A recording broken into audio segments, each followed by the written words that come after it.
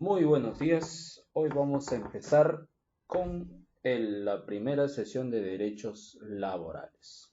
Para eso tenemos que conocer lo que son los datos sobre las teorías de la historia del trabajo.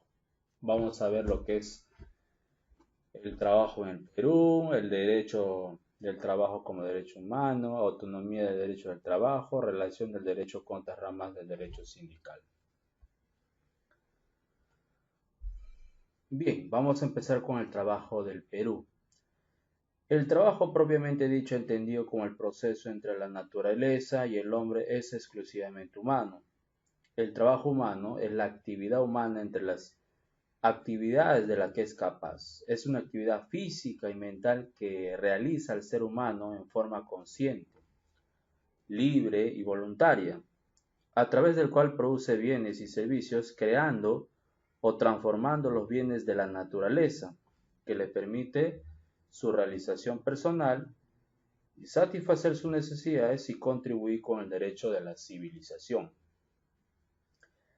El derecho al trabajo en nuestro país se encuentra ligado a las huelgas por la lucha de la jornada de trabajo y la erradicación de los sistemas de enganche como la de fábricas textiles de Vitarte del año de 1886.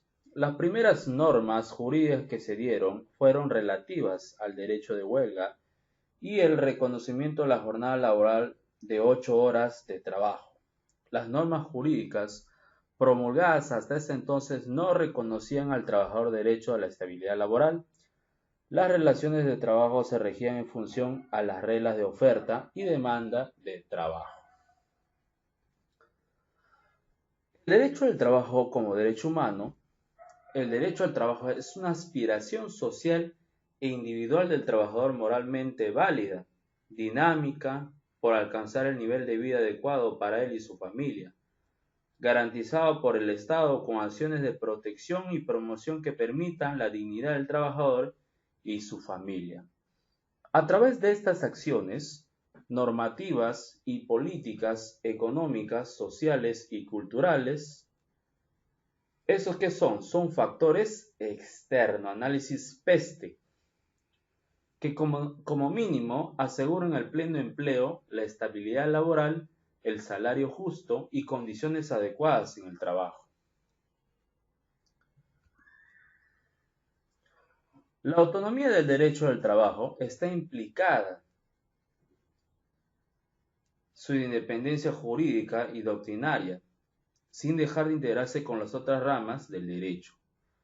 Va a constituir una rama autónoma del derecho que goza de una autonomía científica, didáctica, jurídica, jurisdiccional, lo que se demuestra de su contenido propio, las normas y principios, las metodologías y fueros jurisdiccionales propios que responden a su naturaleza de carácter intuitivo, todo lo cual implica su propio dominio e independencia frente a las otras ramas del derecho sin dejar de relacionarse.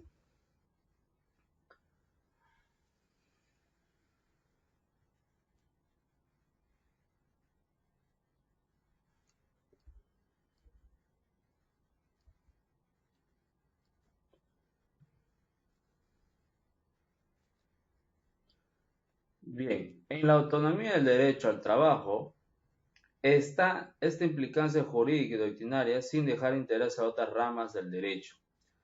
Va a constituir una rama autónoma del derecho que goza de autonomía científica, didáctica, jurídica, jurisdiccional, lo que se demuestra en su contenido propios, normas y principios y metodología y fueros jurisdiccionales propios que responden a su naturaleza y carácter intuitivo, todo lo cual implica propio dominio e independencia frente a las otras ramas del derecho sin dejar de relacionarse.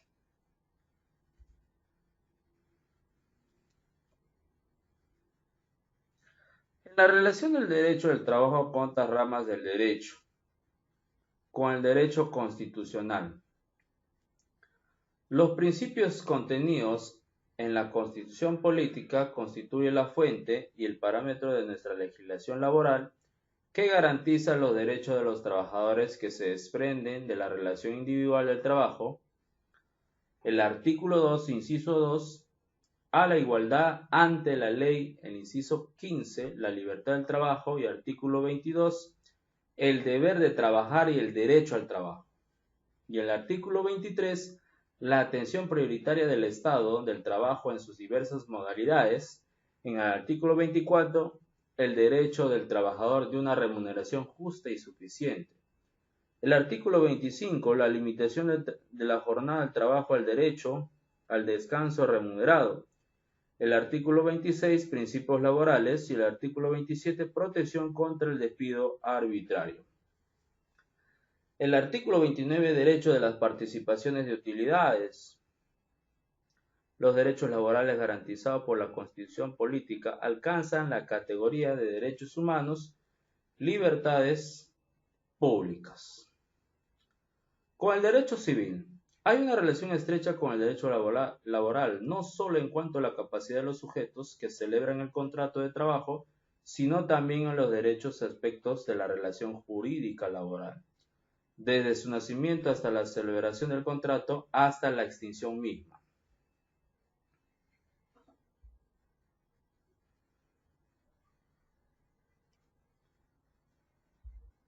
Con el derecho comercial, su relación va a depender de la importancia por la evidencia de las fuentes de protección laboral que se gestaron dentro del Código del Comercio. El derecho administrativo, la reglamentación de ciertas clases de trabajo, el servicio del Estado, organismos administrativos de trabajo. Y el derecho penal tenemos a los delitos contra la violación a la libertad del trabajo. Y el derecho internacional público, convenios y recomendaciones de la Organización Internacional del Trabajo, convenios internacionales plurilaterales. Y el derecho procesal, tenemos a conflictos individuales, conflictos colectivos, jurisdicción laboral.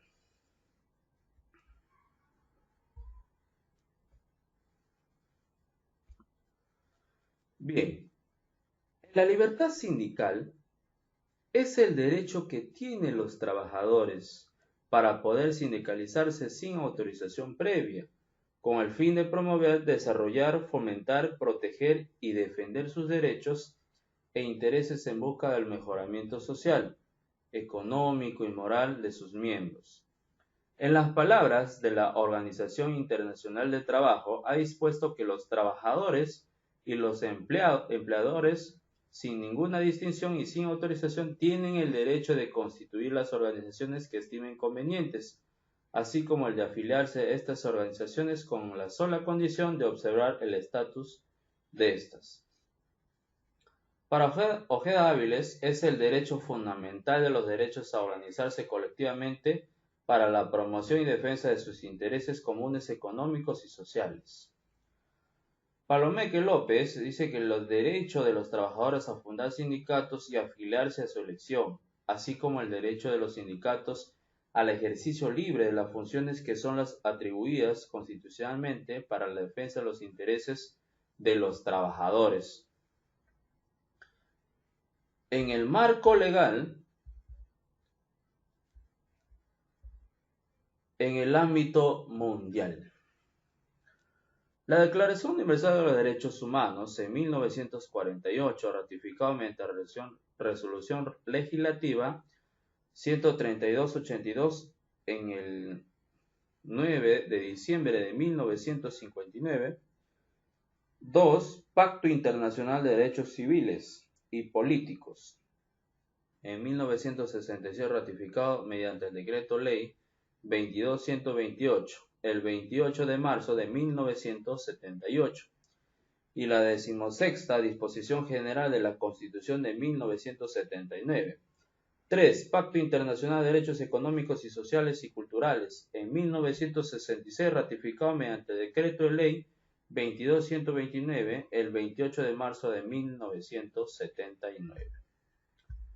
En el ámbito americano, número 1, la Constitución de la Organización de Estados Americanos de 1948, ratificado mediante Resolución Legislativa 11830 del 3 de abril de 1954. 2. Carta Internacional Americana de Garantías Sociales de 1948, 3. Convención Americana de Derechos Humanos de 1979, ratificado mediante el Decreto Ley 22.131 del 28 de marzo de 1979.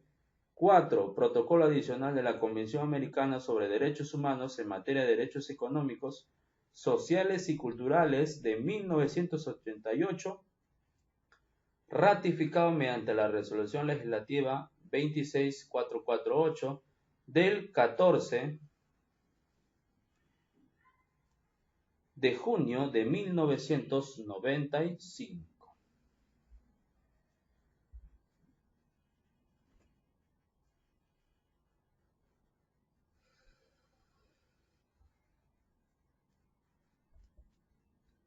Tipos de sindicato. Titulares de la acción sindical no ejercen la libertad sindical, facultad de la organización y afiliación. En la libertad sindical positiva, la facultad de organización y afiliación se refiere al derecho que tienen los trabajadores sin ninguna distinción y sin autorización previa de constituir las organizaciones que estimen convenientes, así como el de afiliarse a estas organizaciones con sola condición de observar los estatutos de la misma, el convenio 87 de la Organización Internacional de Trabajo, artículo 2. Tipos de sindicatos. De empresa, formados por trabajadores de diversas profesiones, oficios que prestan servicios a un mismo empleador. De actividad, formados por trabajadores de profesiones, especialidades y oficios diversos de dos o más empresas en la misma rama. Gremio, formado por trabajadores de diversas empresas que desempeñan un mismo oficio, profesión o especialidad. De oficios varios, formado por trabajadores de diversas profesiones, oficios o especialidades que trabajan en empresas diversas o distinta actividad cuando en determinado lugar el número de trabajadores no alcanza el mínimo legal. Titulares de la acción sindical. Trabajadores subordinados del ámbito privado y público, trabajadores autoempleados, menores de edad, trabajadores agrícolas del hogar, migrantes. No ejercen la libertad sindical.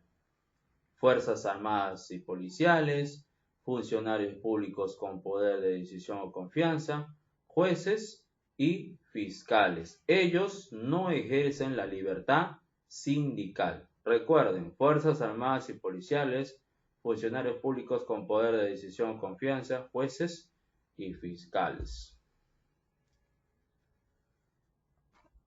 Muy bien. Ahora vamos a hablar de la libertad sindical negativa. Consiste en el derecho de los trabajadores a no incorporarse a una organización sindical o a no permanecer en aquella de la que formen parte, siendo suficiente su voluntad.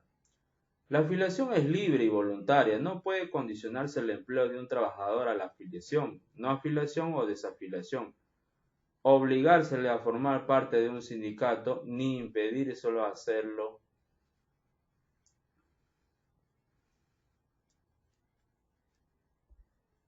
Ahora, como conclusión, el trabajo es consciente, libre y voluntario, a través del cual se producen bienes y servicios creando o transformando los bienes de la naturaleza. El derecho al trabajo es una aspiración social o individual del trabajador, moralmente válida, dinámica, garantizada por los estados con acciones de protección y promoción. El derecho al trabajo por su naturaleza es autónoma, pero tiene una estrecha vinculación con otras disciplinas. Trabajadores sin ninguna distinción y sin autorización tienen el derecho de constituir o afiliarse a sindicatos. Bien, eso es todo. Nos veremos la siguiente sesión 2, que vamos a detallar más sobre el trabajo. Muchas gracias, estimados alumnos. Nos vemos en la siguiente clase.